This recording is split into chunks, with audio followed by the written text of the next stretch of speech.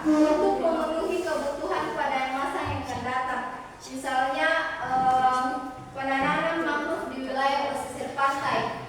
Oke, sekarang kakak mau tanya, apa? Ada yang pernah ke Kolaka? Pernah?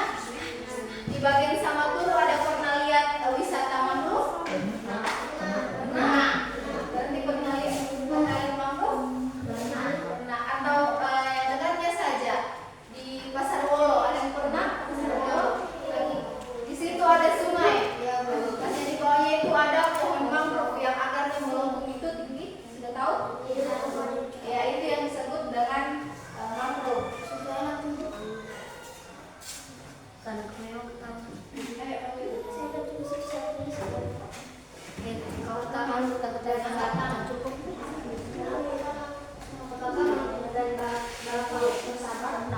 Oke, jadi adik-adik perlu ketahui bakau itu adalah salah satu jenis dari mangrove. Jadi semua bakau itu adalah mangrove dan mangrove itu tidak semuanya bakau. Ngerti? Jadi bakau itu jenisnya mangrove. Ya. Oke. Apa itu mangrove? Tahu?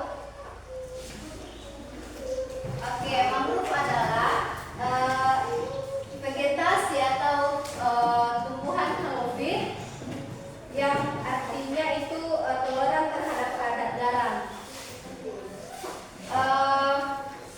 Mangrove itu bisa hidup di substratnya atau tempatnya harus berlumpur atau pasir berlumpur, lumpur berpasir. Ada yang tahu bagaimana itu lumpur berpasir? Ayo, lumpur berpasir.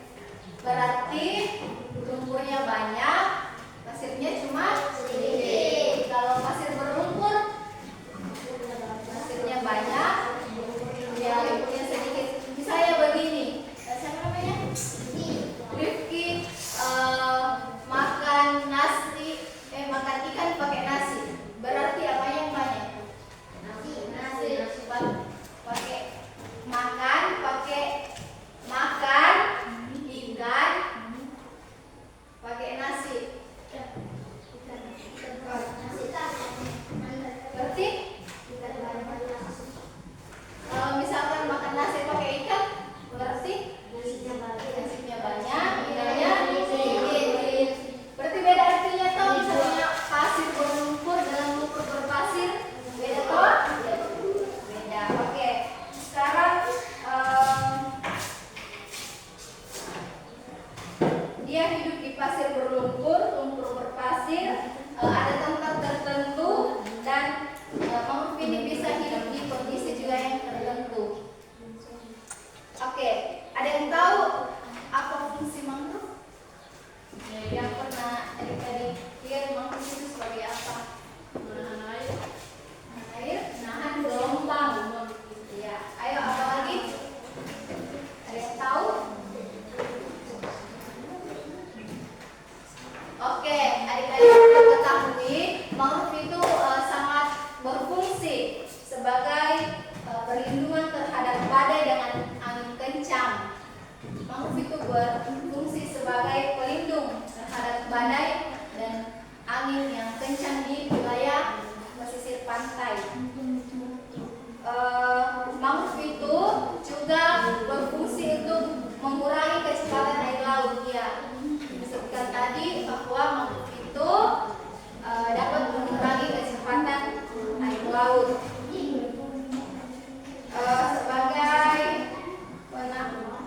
sebagai menahan sumber makanan bagi ekosistem yang ada di laut, menambah dan mengurangi air ke laut, dan mencegah abrasi. Oke, kakak sekarang mau tanya, apa itu abrasi? Abrasi itu adalah pengikisan.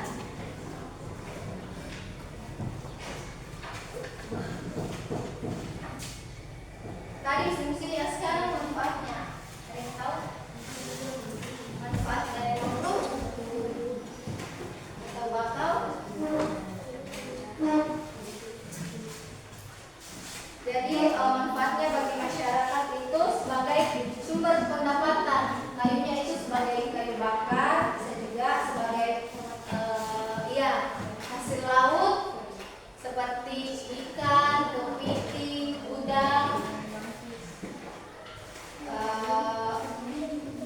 Yang selanjutnya itu sebagai sektor pariwisata. Nah, seperti yang di sana ke sana ada wisata mangrove toh? Ya, mangrove itu bisa juga dijadikan sebagai tempat wisata untuk menambah pendapatan dari masyarakat. Yang selanjutnya itu manfaat mangrove bagi ekosistem laut atau hewan laut. Yang pertama yaitu sebagai tempat tinggal hewan. Kalau mangrove kira-kira hewan yang hidup di situ itu apa? Udang, kepiting, ikan, ya betul. Mangrove itu juga merupakan tempat ikan, udang maupun kepiting.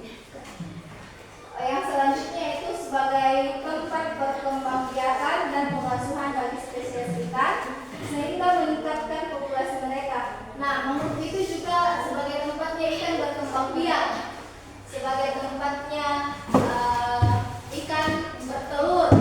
Oh, ada yang pernah lihat telur ikan? Ya, di situ mangrove juga sebagai tempatnya ikan bertelur atau mengasuh anak-anaknya toh, supaya meningkatkan jumlah mereka, meningkatkan jumlah ikan-ikan. Sampai sini ada yang ingin ditanyakan? Ada sih? Jadi apa tadi fungsinya dari mangrove? Yang kakak sudah jelaskan apa ya? Menahan gelombang. Iya, menahan gelombang. Iya, angin, badai. Ayo, apa lagi? Iya, mencegah abrasi. Apa tadi abrasi? Ayo, abrasi, pengisisan, pengisisan. Apa lagi? Sebagai apa lagi? Sebagai menahan makanan, sumber makanan bagi hewan-hewan yang ada di laut. Tadi apa manfaatnya bagi masyarakat? Tempat apa tadi? Tempat pariwisata. Jadi mangrove itu bisa sebagai tempat pariwisata untuk menambah pendapatan masyarakat. Apa lagi? Sebagai apa lagi? Kalau untuk hewan, apa tadi manfaatnya untuk hewan? Sebagai tempat, iya, bertelur, sebagai tempat tinggal juga. Jadi adik-adik perlu ketahui bahwa